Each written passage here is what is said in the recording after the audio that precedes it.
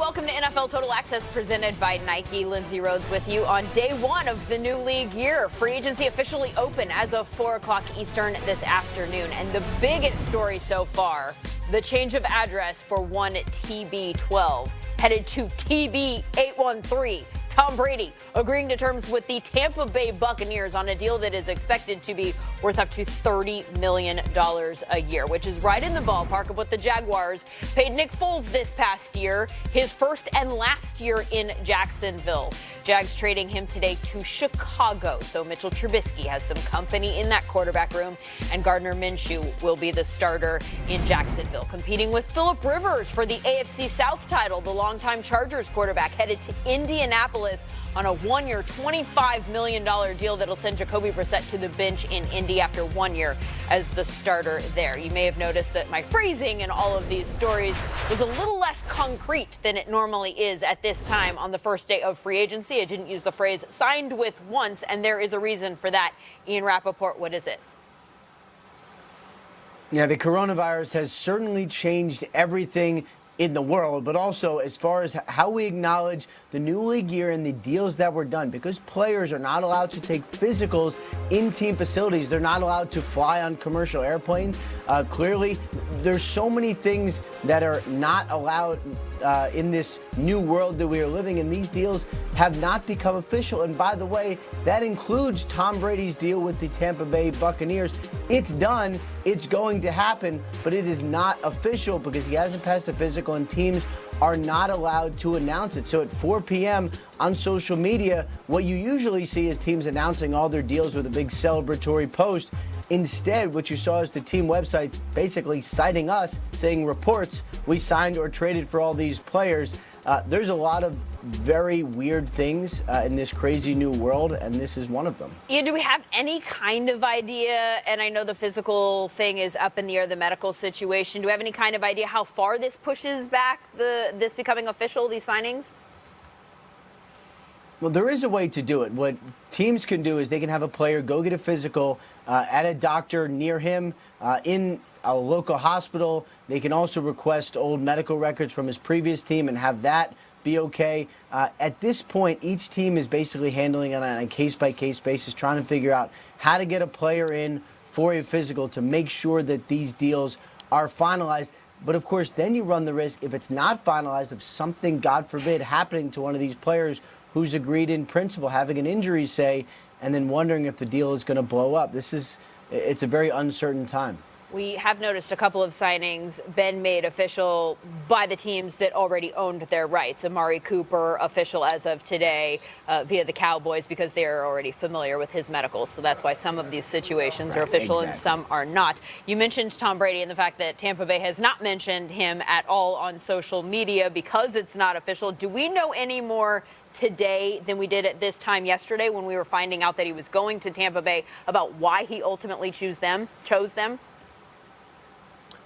Well, let's start out with what we know about Tom Brady. He is going to sign a multi-year contract worth almost $30 million per year.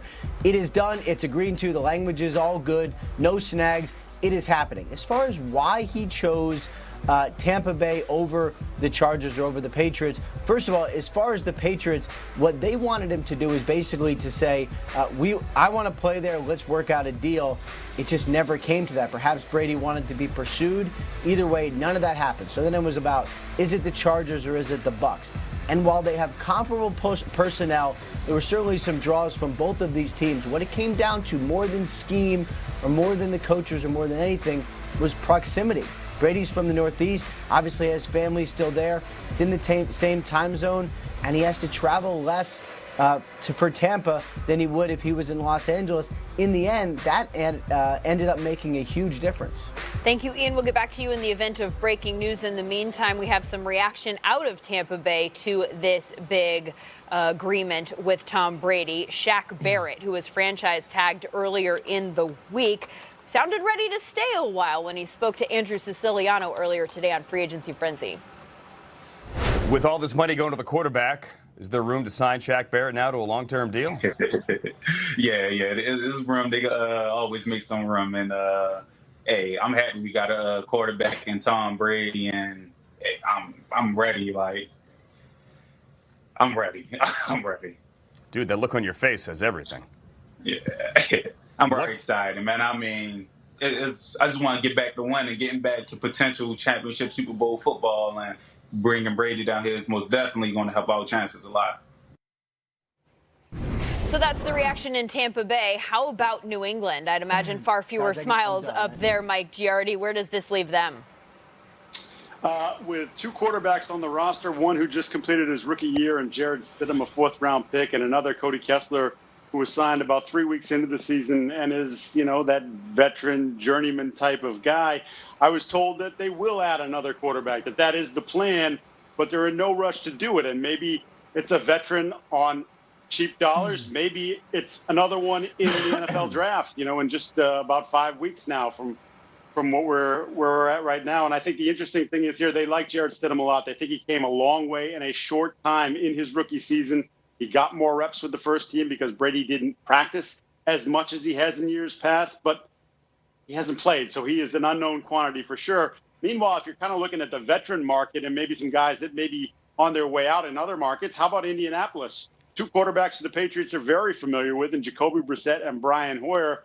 But now with Phillip Rivers expected to be the guy there, you got to wonder if they're going to move one or both of those players. And certainly the Patriots know each of those guys very, very well. And I'll give you one little nugget. Obviously, Robert Kraft met with Tom Brady on Monday night, and that's when Tom said it's time to move on. Brady also called Bill Belichick and told him of his plans. And I was told that it was not exactly the longest conversation.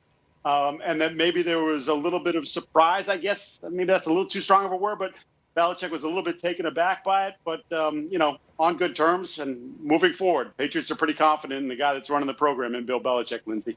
Thank you very much, Mike Giardi. So we've got two teams here to break down further. We've got the Bucs' reaction to all of this, what it means for Tampa Bay, and then also what all of this means for New England. And we've got a guy here who knows a thing or two about the Patriots side of things anyway, and Willie McGinest, also familiar with Mr. Brady's thought process in all of this, a longtime teammate with him.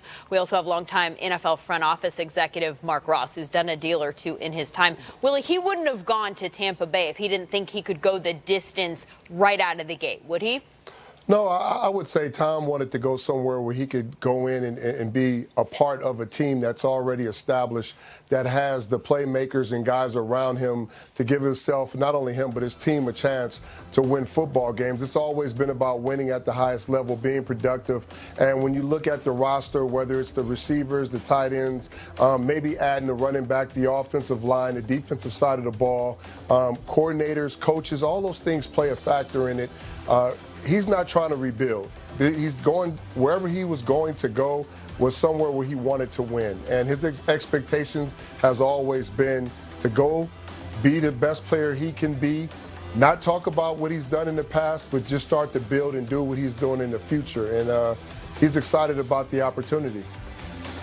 Mark, you're familiar with the roster of Tampa Bay. Do you think that they're ready to win? Do you think that they're missing a few pieces?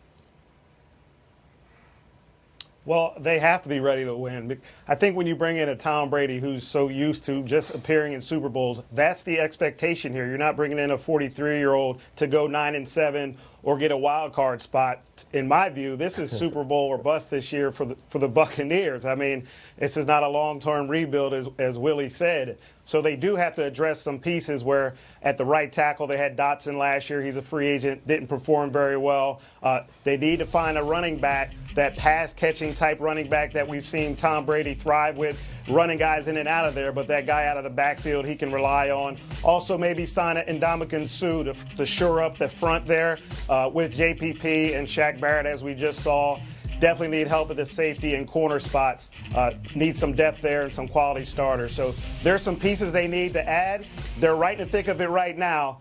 But in my view, the expectation is Super Bowl there, and they need to add some more pieces to overtake the New Orleans Saints, number one, San Francisco 49ers, Minnesota Vikings, those type of teams. Yeah, realistic or not, you add Tom Brady to your team, and the expectation is Super Bowl or bust. Thank you very much, Mark Ross. Want to get back to the other team involved in all of this as we welcome in Joe Thomas, who is a guy who's left some pretty big shoes to fill for a long-term team in the past when he walked away from the Browns.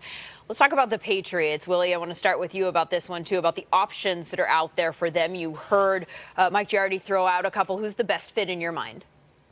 Wow. I mean, it's got to be somebody that's going to protect the football, somebody that's tough, smart, accurate, and who's a leader. So when you look at the available free agents, you got Cam Newton, you got Andy Dalton. Nick Foles is already gone. I'm not sure if he was an option, and maybe a quarterback in the trade, like a Derek Carr, somebody of that sort. You got to be able to come into New England, digest a lot of information. You got to understand that it may change from week to week. So you got to be versatile. You got to be prepared, and you got to understand that you're going to work. And there's a lot of pressure, not because of Tom Brady that, was there for 20 years and maintained a level of excellence, but they expect to win. Playoffs is just average in New England. So you got to come in and be able to understand that you're going to have a lot of pressure. The fans are going to expect it, the staff, and you got to prepare and play a certain way. So those are some names of guys that I think, and just hypothetically speaking, that could be a good fit if they can come in and they all fit pretty much what I talked about, all the characteristics that they're looking for. Primarily trade options that you mentioned there. They could also go get somebody via the draft. Joe, any of those names that Willie just mentioned stand out to you in particular? Well, I think Cam Newton might be interesting because I really believe that after Lamar Jackson mollywopped the defense of the New England Patriots last year, Bill Belichick realized that there's a changing of the guard on offense in the NFL, and it's going to be all about the dual threat quarterback. And he's been salivating at the thought of being able to develop an offense around a dual threat quarterback because he knows the problems that it gives a defense. And so a guy like Cam Newton that could come in, if he's healthy, could be exactly that type of person. But also, if you look into the draft, a guy like a Jalen Hurts, who could be available there towards the end of the second round. The Patriots have a few third-round picks and a boatload of late-round picks that they could kind of package together and go up and get a guy like Jalen Hurts with a second-round pick potentially, who is that dual-threat quarterback. He's a guy that he is familiar with because of his work in Alabama. Nick Saban and Bill Belichick are very close, and he could give him some inside information on Jalen Hurts. And, Jalen Hurts might be that type of guy that could sit back there behind maybe Cody Kessler or Stidham, or even an Andy Dalton who comes in on a 1 or 2 year deal. And Bill Belichick has the opportunity to develop Jalen Hurts and kind of nurture him and mold a great offense around him. I think Bill Belichick is excited for that type of a challenge. I'm noticing with some of the names that are being thrown out here, Cam Newton, we'd have to wait on medicals. Derek Carr, we'd probably have to wait until after the draft because they'd have to figure out the Raiders if they could draft a quarterback to take his place, a draft option. Are we not in any hurry, do you think, Willie? Or might it be a while before we get an answer on New England's quarterback? Well, they're going to take their time. They're not going to rush the process. They got to make sure whatever guy that they're bringing in is the right fit, and they're going to do their due diligence, which they probably already started, knowing that this time or this thing with Tom Brady moving on could possibly happen. Like I've always talked about the Patriots and their staff, they're always well organized, well calculated, and well prepared for any situation that may happen. We prided ourselves on being prepared and, for different situations that may take place. So you're right. They're going to be patient. You heard Mike Giardi talk about it, being patient, making sure they're making the right moves. And like Joe mentioned, too, they've got draft picks to move around, and they're going to find the right guy. But they're going to talk to people and make sure that it's a good fit for Josh McDaniels, this offense, and the guy that they're bringing in can handle what they're able to do from week in and week out. One name that I did not hear either of you guys say that I've heard elsewhere, Jameis Winston. So I think that's kind of interesting. Oh, that's a hard no. Hey, you know what? It might be an interesting thing. A few things would have to happen, but potentially Derek Carr getting traded to New England and the Raiders picking up and signing Jameis Winston. I think John Gruden might really like to work with a guy like Jameis Winston. He's always had a lot of ego about his ability to develop other people's quarterbacks. So keep an eye out for that one. It's an outside chance, but you never know. But again, one more time for the folks in the back, Willie, that was a hard head shake. Okay, on Jameis in New England. What would Willie know about the Patriots? Come on. Thank you very much, guys. Still ahead, Nick Foles can claim one season with the second best touchdown to interception ratio in NFL history, another season with a Super Bowl MVP, and then there are years like 2019, injured in week 1, 4 starts, 4 losses. After the break, what kind of season awaits him in Chicago? Plus, What makes us believe Phillip Rivers is going to have any more success in Indy than he did in LA? And if Jadeveon Clowney is such a prized free agent edge rusher, why is he still available?